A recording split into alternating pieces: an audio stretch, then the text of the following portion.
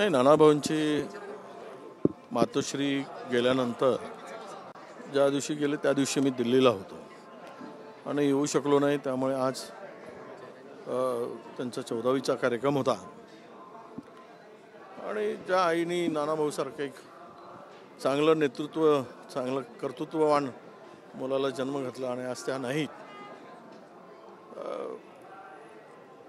नानाभाऊंचं काम आणि त्यांची लोकप्रियता जी काही आहे आणि त्यांना राजकारणामध्ये इथपर्यंत येण्यासाठी ज्या आईनी जन्म घालून जे काही घडवलं त्या आईच्या चरणी वंदन करायसाठी मी आलेलो आहे.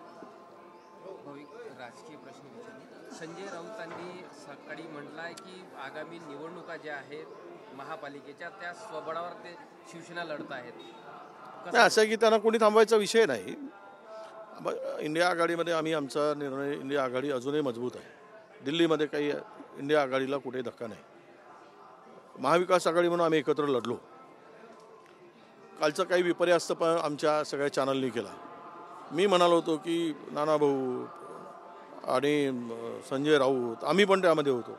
20 दिवस आम्ही त्या चर्चेमध्ये घालवलं. गुराळ चर्चेचं जागा वाटप करत असताना जे आम्हाला प्लॅनिंग करायला पाहिजे, फिरायला पाहिजे, त्यात वेळ मिळाला नाही.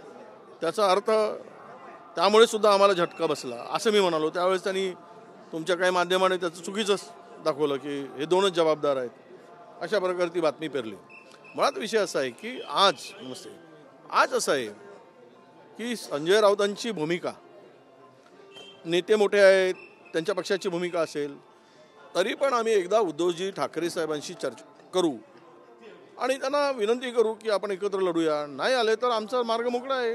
आम्ही पवारसाहेब आणि आम्ही काँग्रेस आणि राष्ट्रवादी, आमची नैसर्गिक आघाडी राहिलेली आहे अनेक वर्षाची. आम्ही दोघांनी मिळून एकत्र या निवडणुकीला पुढे जाण्याचा प्रयत्न करू. थँक्यू.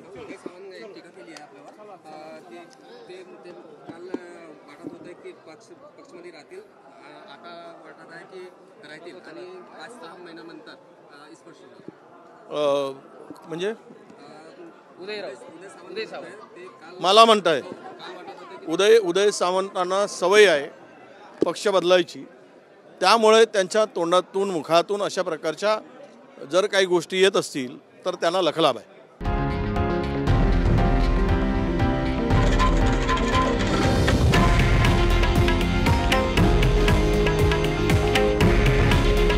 हे आहे देशातील नंबर 1 न्यूज नेटवर्क आणि आपण पाहत आहात TV9 मराठी. काळजी तुमची, हित महाराष्ट्राचं.